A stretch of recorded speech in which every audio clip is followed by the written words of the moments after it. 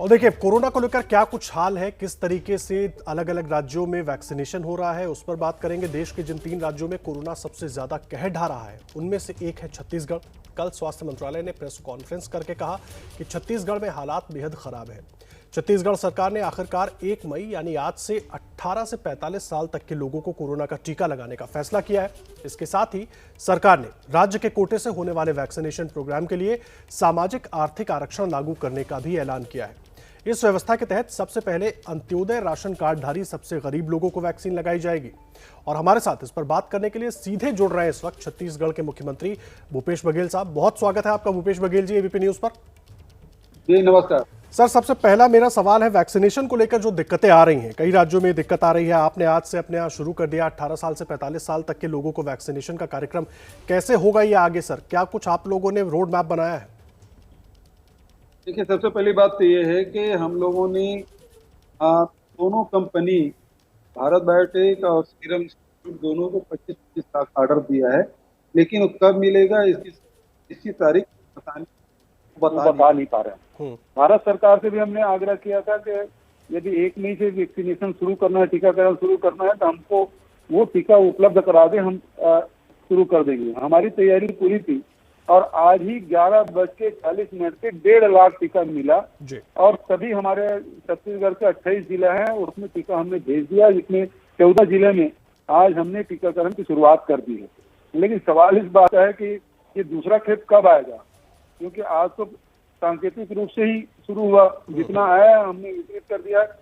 आज हो जाएगा, कल भी कर दे, पूरे प्रदेश में हमने इसकी शुरुआत कर दी। चलिए, लेकिन मुझे एक बात बताइए सर, आप दोनों कंपनियों का नाम ले रहे हैं कि हम दोनों टीके लगा रहे हैं लोगों को, लेकिन बड़ा सवाल ये है, समझना ये चाहेंगे कोवैक्सीन को लेकर छत्तीसगढ़ सरकार की तरफ से शुरुआती दौर में कई ऐसी प्रतिक्रियाएं हैं कि कंफ्यूजन का माहौल बन गया था। एक तरफ वैक्सीनेशन शुरू हो गया था और आप लोग कोवैक्सीन के 3rd फेज के ट्रायल के इंतजार की बात कर रहे थे।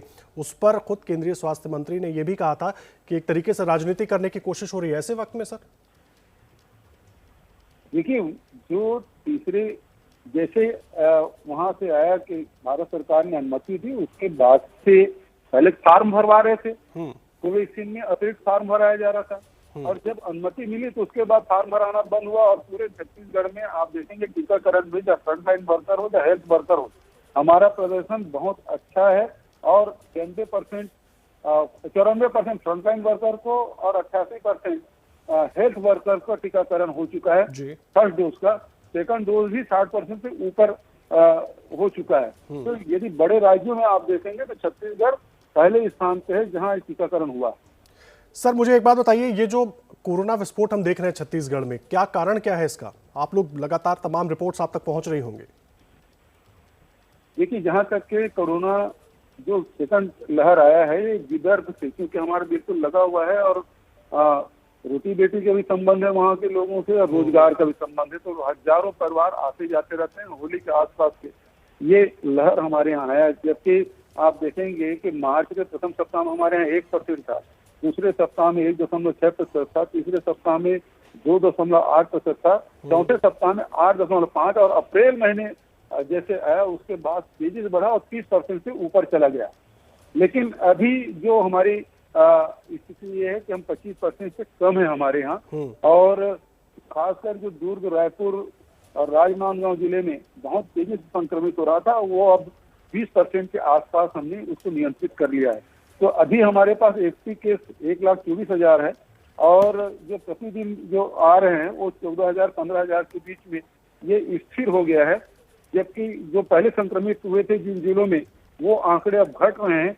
जो दूसरे जिले हैं उसमें थोड़ा सा आंकड़े बढ़ा है, लेकिन फिर भी 15,000 के में ही ये स्थिर हुआ है, जबकि 12 से 15,000 के बीच रोज लोग रिकवर होकर घर जा रहे हैं। तो इस प्रकार से कोरोना अभी नियंत्रित है, और जो डेथ रेट है वो निश्चित रूप से 1.2% है। ये चिंताजनक जरूर है सर। लेकिन विपक्ष आरोप लगा रहा है, विपक्ष कह रहा है वो जो आप लोगों ने रोड सेफ्टी क्रिकेट टूर्नामेंट किया था उसकी वजह से 40-50 हज़ार लोग वहां पर पहुंचे अलग अलग जगहों पर, उसकी वजह से संक्रमित हुए और इतनी बड़ी तादाद में कोरोना मरीज आना शुरू हो गए। ये तो राज्यपाल ने भी खुद जब सर्वदलीय बैठक की थी तब भी उन्होंने कहा था कि ये विदर्भ से आया है, और उद्धव ठाकरे जी ने, महाराष्ट्र के मुख्यमंत्री ने बताया सेकंड जो स्टेन आया है वो विदर्भ और नागपुर से ही इसकी शुरुआत हुई है। मध्य प्रदेश के मुख्यमंत्री ने कहा क्रिकेट टूर्नामेंट में कितने लोग आए थे, जिस दिन इंडिया का मैच होता था उस दिन 5-10 हजार लोग इकट्ठे होते थे, बचे दिन तो खाली ही रहता था। तो ये आरोप लगाना यदि क्रिकेट मैच से होता तो फिर दूसरे प्रदेशों में क्यों हुआ? बंगाल में तो कोई क्रिकेट मैच नहीं हो रहा था, या दिल्ली में कोई क्रिकेट मैच नहीं हो रहा था जहाँ दर्शक नहीं थे, वहां फिर क्यों बढ़ गया? आज बिहार में क्रिकेट मैच नहीं हो रहा, क्यों वहां बढ़ गया? ये जो आरोप लगाना है वो बेबुनियाद है।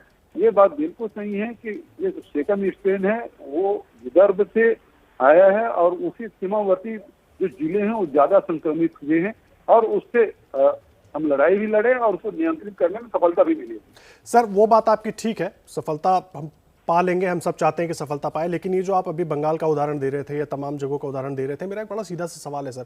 हर राजनीतिक दल जो है ना एक दूसरे पर आरोप प्रत्यारोप कर ले रहा है, लेकिन आंकड़े जो है वो कुछ और ही कहानी बयां कर रहे हैं। स्थिति चाहे मैं कहीं की भी बात करूं, तो क्या राजनीति से हम इतर नहीं हट सकते कुछ दिनों के लिए कि कम से कम पहले चीजों को सुधार लें? मैं तो आंकड़े बता रहा हूँ कि अभी हमारे 15,000 जो आंकड़े हैं पिछले एक सप्ताह से स्थिर है, उसमें बढ़ोतरी नहीं हो रही। जबकि आप दूसरी जगह देखेंगे, अभी कर्नाटक में अभी आपने दिखाया कितना तेजी से बढ़ा है, दिल्ली में कितना तेजी से बढ़ा है, या बिहार में कितना बढ़ रहा है, या यूपी और एमपी में कितना बढ़ा है, वो भी आंकड़े आपके पास है। मैं भी आंकड़े की बात कर रहा हूँ जी। और हमारे टेस्टिंग 59,000 है। हमारा छोटा राज्य है, 2 करोड़ 87 लाख हमारी जनसंख्या है और उसमें 59,000 हम कर रहे हैं। 59,000 प्रतिदिन टेस्ट कर रहे हैं। कितने राज्य ऐसा कर रहे हैं जो इतना टेस्टिंग कर रहे हो? लेकिन हम टेस्टिंग भी कर रहे हैं, इलाज भी कर रहे हैं और हमारे पास ऑक्सीजन बेड भी है, आईसीयू बेड भी है, ऑक्सीजन की उपलब्धता भी है। आज हमारे यहाँ कोई ऑक्सीजन के लिए सड़कों पर नहीं उतरा है। ऑक्सीजन बेड के लिए हमारे को सड़कों पर उतरने की आवश्यकता पड़ी। नहीं, ये अच्छी बात है सर, अगर ऐसी स्थिति है जो आप कह रहे हैं कि ऑक्सीजन के लिए लोगों को सड़कों पर नहीं उतरना पड़ रहा है या परेशान नहीं होना पड़ रहा है, उम्मीद करेंगे सब जगह पर ऐसी स्थिति हो। लेकिन मेरा एक बड़ा सीधा सवाल है, विपक्ष आरोप लगा रहा है आपके ऊपर सीधे तौर पर कि जब ये सेकेंड वेव बढ़ रही थी, आगे लोग चपेट में आ रहे थे, तब आप असम में चुनाव प्रचार में व्यस्त थे। अरे आप अपना सवाल पूछिए ना, विपक्ष तो रोज कुछ न कुछ कहते रहती है। यदि मैं कहूं प्रधानमंत्री जी कितने बार असम गए? सर हम जनता के सवाल पूछ रहे हैं और आप तमाम नेता लोग जनता के सामने सब कुछ रखते हैं और वही सवाल हम उठा रहे हैं। आप विपक्ष आपसे मैं ये पूछना चाहता हूँ, आपके माध्यम से पूछना चाहता हूँ, ये सवाल आपने प्रधानमंत्री कितने बार पूछा जी? आपने गृह मंत्री से कितने बार पूछा? कितने बार वो बिहार, कितने बार बंगाल गए, कितने बार असम गए, कितने बार तमिलनाडु गए, कितने बार केरल और पांडुचेरी गए? ये सवाल उनसे नहीं पूछा जाना चाहिए? सर एबीपी न्यूज पर लगातार, बीच में आपको रोक रहा हूं सर, लगातार एबीपी न्यूज पर ये सवाल हम हर जिम्मेदार शख्स से पूछते रहते हैं। आप जो तमाम नाम ले रहे हैं सबसे कोशिश होती है कि हम जवाब मांगे। जी, देखिए जवाब मिला क्या? जवाब तो सर आप भी नहीं दे रहे। मैं जवाब दे रहा हूँ जी। मैं आसाम गया हूँ और उस समय सारे राजनीतिक दल, पूरे मंत्रिमंडल, केंद्र के पूरा मंत्रिमंडल आसाम में था जी। चाहे वो केंद्रीय, चाहे प्रधानमंत्री हो, चाहे केंद्रीय गृह मंत्री हो, रक्षा मंत्री हो, कपड़ा मंत्री हो, पंचायत मंत्री हो, सारे लोग गए हुए थे। यदि मैं चला गया तो कौन सा अपराध हो गया? जी सर चलिए, आप असम के प्रभारी हैं, जल्दी से मुझे एक प्रतिक्रिया दे दीजिए। कल रिजल्ट आने वाला है, क्या उम्मीद कर रहे हैं आप? हमें पूरा विश्वास है कि हमारी सरकार, हमारी महागठबंधन की सरकार बनने वाली है। चलिए, बहुत धन्यवाद भूपेश बघेल जी हमारे साथ जुड़ने के लिए, पूरी बातचीत करने के लिए बहुत धन्यवाद आपका। छत्तीसगढ़ के मुख्यमंत्री भूपेश बघेल हमारे साथ जुड़े हुए थे। किस तरह से तैयारियां हैं वैक्सीनेशन को लेकर और क्या कुछ कोशिशें छत्तीसगढ़ में हो रही है, सारी जानकारी वो दे रहे थे। एबीपी न्यूज आपको रखे आगे।